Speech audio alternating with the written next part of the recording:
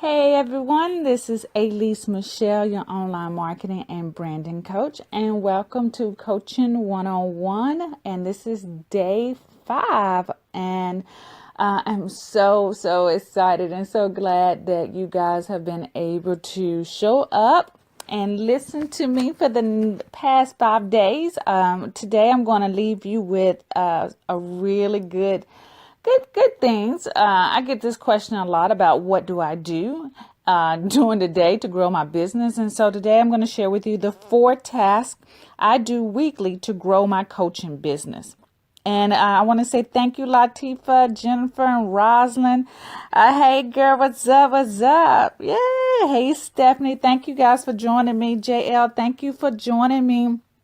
So today, guys, I'm going to talk about the 4 tasks I do weekly to grow my coaching business. Now, I know I said coaching business, but this could be for any of you guys who have any type of business. These 4 tasks that I do on a weekly basis can be implemented in any business. But for those of you, I'm going to give examples as it relates to me because I have a coaching business, right? Duh. All right. Hey, Jessica. Hey, Joe. All right, so let's talk about this real quick. You know what? Let me talk about and this is not even on topic. What is coaching and what that is? I think a lot of people don't realize that what they do on their everyday life, they are really coaching someone. Some of us might call it mentoring. You might also call it consulting. But if you are giving someone advice on something, beauty, education, business, I don't know, health reason, and you're sharing your advice with them and they're calling you, asking you for your advice, then you are coaching them on a very small scale. And so this is the reason why I put together the Coaching Business 101 5-day series, because I wanted you to see how you can take what you give out for free and turn it into a business. Okay, so I'm going to go ahead and get that out the way just in case some of you are a little confused about what coaching is and if this is for you. But literally, if you're someone who's often giving people advice and people are coming to you asking for advice or on a certain subject matter, then you can be seen as a coach and offer this advice. Now, some of you might be thinking, well, you have to be certified for that. Well, only reason why I say you would need to be certified if the discipline that you're going into requires that you are certified. So like if you're going to give fitness advice, then I definitely would tell you to go get your personal training certification. If you're going to give health or supplement kind of advice, then I definitely tell you to get your health and I think health certification license. But if you're giving people advice about life and how to get through it and you've been through it and you have the experience, then you can start your coaching business right away. If you have a business, you've been able to grow it, you've been able to, see growth in your business, you've been successful, and even if you have failed at it, right? But you know how to get the business started again, then you can be a business coach or a marketing coach. If you have the education, the master's, and you work with Fortune 500 companies, that stuff like that, you can start a coaching business or consulting business, sharing with other people your knowledge and experience. Okay. So don't let certifications and degrees and all this stuff stop you from bringing in extra income, generating income, or starting a business like this, because you can do it. You literally can. So, and as you're building your business, and if you still want to go get certification or different, extra degrees, then that's fine. But I want to say start the business now and then go to school and learn as you go. Okay. Do not wait for everything to be absolutely perfect. Hey, Kim. All right. So let's get into the 4 tasks that I do weekly to grow my coaching business. Number 1 thing that I do on a weekly basis is that I write and send out weekly emails to my list. And this is nothing fancy. Some of you might know it as a newsletter, but I literally send out something to my list every week, once a week. Sometimes I do it twice or 3 times a week, but my main goal is to make sure I contact my list at least once a week. Now you might be saying, I don't even have a list. Well, if you don't have a list, then that is important to start. It's better to have a few people than to have no people at all. I was talking to a client Thursday, and he said to me, he's like, I sort of fell off the wagon. I was sending, emails out to my list like every other day, and it just got a little bit overwhelming. And I was like, oh my gosh, Ricky, that's a lot. Maybe you can just pull back and do it weekly, okay? If you can't do it weekly, then I suggested to him to do it bi-weekly. The key thing is that you definitely want to be top of mind with your potential clients or the people on your list on a weekly basis. You want to be in their email box weekly. Even if they might not click to open it up, you want them to be able to at least see your name or your business name pop up in their email to say like, okay, when they need you, they know that they can find you quickly. Because I can tell you this, no one is going to dig through their email to try to find you. Even if they got a problem that they are just dying to solve, they're just going to find somebody else who can solve them for them. So you definitely want to make sure you are in their email box. So I write and send out weekly email lists. Hey, Angela and Angelica, I'm sorry.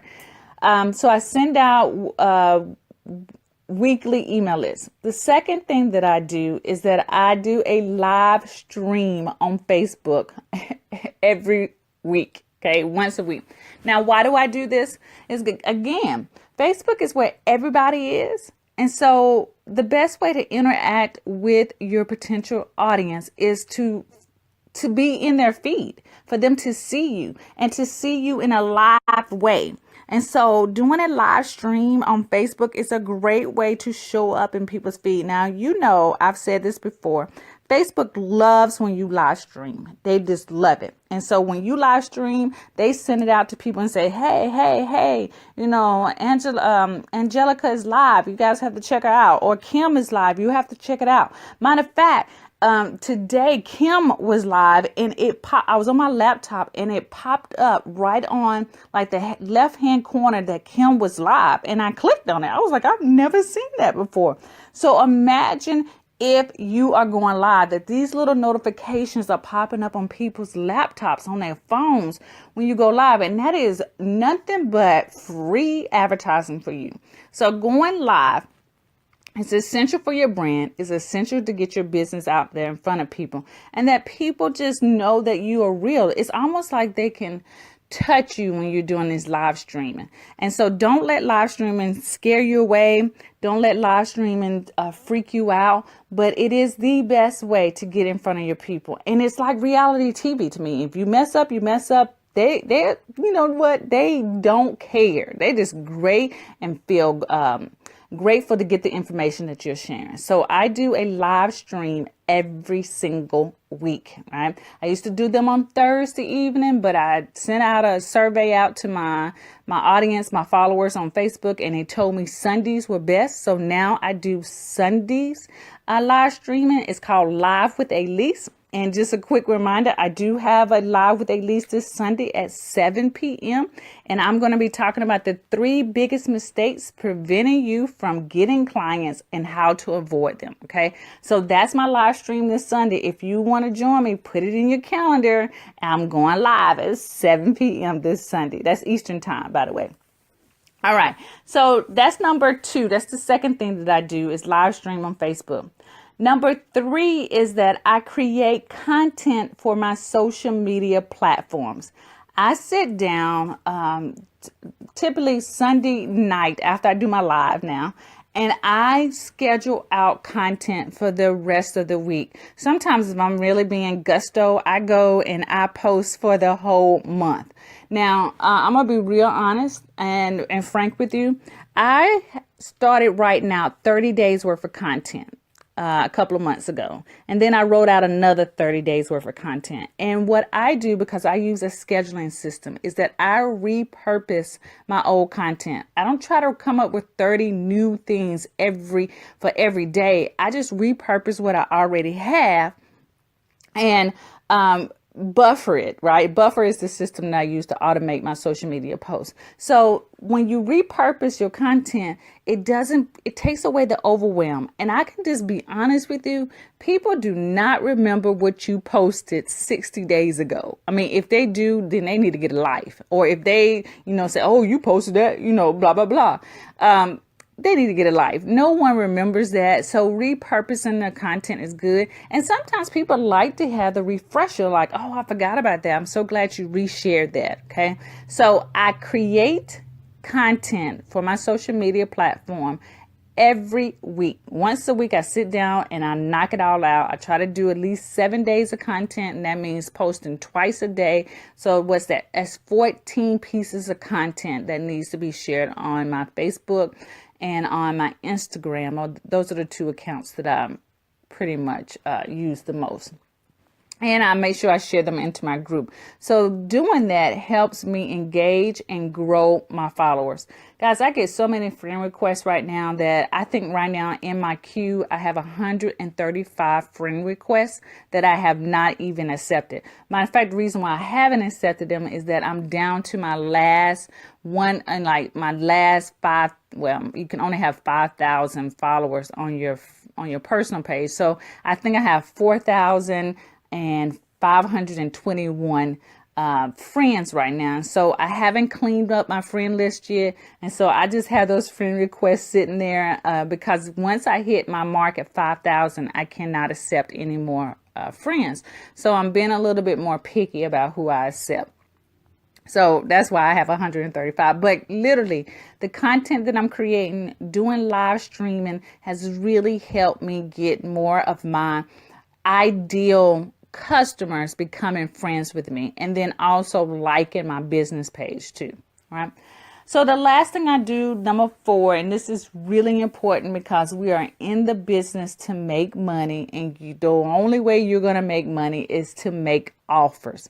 So the number 4 is I make offers every week. You should be doing it daily, but this is not something that you do on a daily basis, or even if you don't do it on a weekly basis, then you have to get in the habit of making an offer weekly. Okay, that offer can be a free opt-in, like, sign up for my ebook, sign up for my free webinar, sign up to get my free checklist, or it literally can be a paid offer. Hey guys, I got a new program that you guys need to sign up for. I think it's awesome. Click the link to check it out. You should be making offers on a regular basis. Typically, this should be put on your daily list. But again, if this is something that you're not doing right now, you definitely need to put it into your marketing schedule to do it on a weekly basis. So make an offer. Building your list is really important. So making free offers so that people have to opt in to get it. And then building up your bank account is super important. So making paid offers also. There's this rumor going around. It was going around. I don't think it's going around as much now, that most people don't buy straight from Facebook. And that is such a lie. They do buy from Facebook. It's just the price point that you might want to think about. So typically, if they don't really know you or they're just getting to know you, 9 times out of 10, they're not going to buy straight from Facebook when the offer is over $100. They just not. That's just like, hey, I don't know you and you want me to give you $100. But if something is a little bit under $100 and they want to really find out if you are, if you know what you're talking about, then they will spend the money and buy straight from Facebook or from social media. So make paid offers, guys. The $7 offers work very well. The $29 offers work great. The $47 offers work awesome.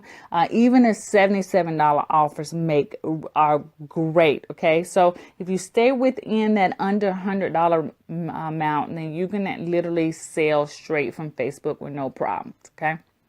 So, guys, those are my 4 tasks that I do on a weekly basis to grow my coaching business. Again, if you're not a coach, you can use these 4 tasks the same way. But what I wanted to stress the most is that you should be doing something to market your business and grow your business every week. Okay. And then as you get good at doing it weekly, then you gradually move into it on a daily basis. Okay. If you are seriously serious about growing your business fast, then you need to take these tasks and turn them into daily tasks that you do on a daily basis. Okay. And I know you can do it. We all have at least an hour in our day, every single day, to step aside and work on our business, especially if you're working full time. Now, for those of us who are not working full time, and right now you might be and transition from one job to the next, then you have no excuse but to knock this out every single day. Okay. And, and it just brings to my attention how important this is. If this is something that you absolutely want to do, you want to grow your coaching business, you want to go out there and help people make a difference in other people's lives, then you have to take action. I was talking to a client. I was texting back and forth with a client, and she just told me that she is getting laid off at the end of the month. Okay. And she just bought my 3 paying clients in 10 days course. And I said, perfect timing. That was the best thing that you could have bought, because now you know how to get clients right away, right? She hasn't, she doesn't really have a website. She doesn't have any of that. But the 3 paying clients in 10 days challenge, you don't need a website. Okay. You don't need a huge list either to get started, to get your 3 paying clients. So that came right in on time for her. And I'm just saying, for you, you never know what's going to happen. You never know what's going to turn up, but wouldn't you want to have a game plan in place to help you generate money so that it doesn't, while you're in transition, or if something happens, that you have a way to get money, make income, right? So if you're interested in that 3 paying clients in 10 days challenge, you can go to aleasemichelle.com/3 clients, okay, with an S, clients with an S, and check it out, okay. The price for that right now is not going to stay the same. It is going to increase to $47. So that lets you know that it is less than $47. Go check it out. You'll see the results that my clients are getting. Some got 8 clients just by going through it before the 10 days. Some got 15 clients. One got 1 client that was $1,500, which paid his rent on his apartment and paid the light bill. So guys, imagine getting 3 paying clients would be awesome to your bottom line. All right. So you can go check that out again at aleasemichelle.com/3 clients with an S. All right, guys. So thank you so much for joining me today. And I will be back with this audio broadcast. You guys remember, I don't have a name for this 5-day let's call it a podcast, because that's basically what it is. I don't have a name for my 5-day podcast. So if you have any suggestions, please put them in the comments. I would love to get some suggestions. I've been praying on a name, and I guess God is waiting to give me something for it to click. So give me a name for this podcast. I will be doing these 5 days during the week. I still haven't figured out the exact time. I'm playing with the time. Look like this time is a really good time. A lot of you jumped on with me this time. So anywho, thank you again, guys, for joining me, and I will be talking to you Monday. Have a great day.